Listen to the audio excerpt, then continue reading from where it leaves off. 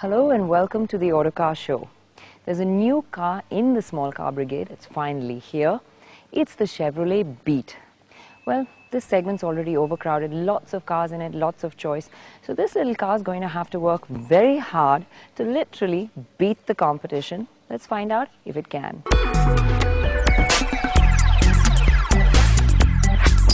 The looks get the grades from us. This car is all set to make a style statement. It does it, and how? It's a funkily styled car, pretty close to the concepts we've been showing you from the motor shows. The front has the split in-your-face Chevy grille, the cat-like slunk-back headlamps. The waistline rises sharply to the rear, which actually gives it a nice side profile. But it also makes the rear windows quite small. The rear is normally the most boring part of a small car, but in this case, it looks great here too. The retro-looking round tail lights really stand out. Now, here's another interesting bit of design. Now, when most people reach for the rear door handle, they're going to go, oops, there isn't one there. Well, it's neatly tucked into the C-pillar. An interesting, gimmicky touch. Once inside, the Beat gets your heart racing even more. It's different, it's fresh, it's new. The speedometer is mounted onto the steering column with a PSP-like screen next to it, displaying the revs and the odometer. It's like a bike, very eye-catching. The dash itself is like the Cruise, a V-shape splitting into two halves, and the curvature makes the front of the Beat feel quite spacious. There are loads of nifty storage spaces too.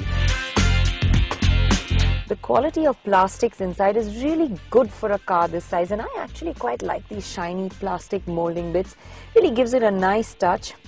But what's really great is this driver's seat. The backrest almost cocoons you. It's supremely comfortable. Long drives here are definitely going to be comfortable. Keep you comfortable on those long journeys, the Beat also has a 6CD changer with the auxiliary jack and USB port. Top end is well loaded and following the Chevrolet promise to give more to its customer. ABS, airbags, it has it all. What the Beat also has is a new 1.2-litre engine which produces 79 bhp and 108 Nm of torque.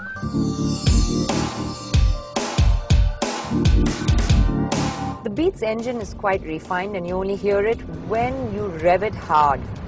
It's not as smooth as the Maruti's 1.2-litre, but definitely comparable to the Hyundai's i10 Kappa.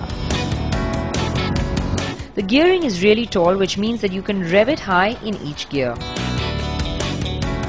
Second pulls about to 90 km an hour and third to 135.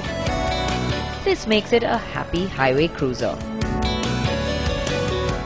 The downside of that is that it really doesn't have that bottom end pulling power, which means in city traffic, you will have to work the gears.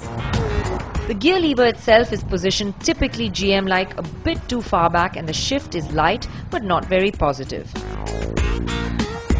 Still, the Beat is quite an effortless car to drive, and I think it can easily keep up with its rivals.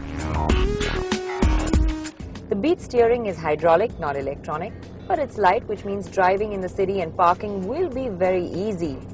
But it just lacks that crispness we would have liked. There is a lack of feel on the steering around the center position, which is noticeable when driving at high speeds. The Beat may not be an entertaining handler, but it makes up for it with the good straight line stability and a comfortable ride. The Beat's low-speed ride is actually good. It absorbs the bumps and potholes easily. But there's a drumming from the suspension which you can hear inside the car. We'd spoken earlier about the high waistline actually making a smaller window area. So it's pretty small as is, and it's actually cut into even more by the plastic area here, which is the handle that we saw on the outside. There's no quarter glass, so it's quite small. Space in the rear is quite adequate as well, and the seats themselves are comfortable too.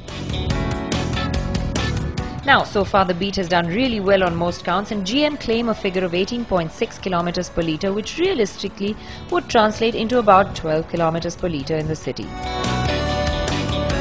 So on all counts, the Beat looks like a worthy competitor in the small car brigade. So the Beat could really be the game changer for GM. Stunning looks, great interiors and practicality really give it what owners want from a car of this size. It has what it takes to be a winner, but what we hear is really the clincher is the price. Expected to start at around 3.6 lakhs, this offers great value and something fresh to look forward to.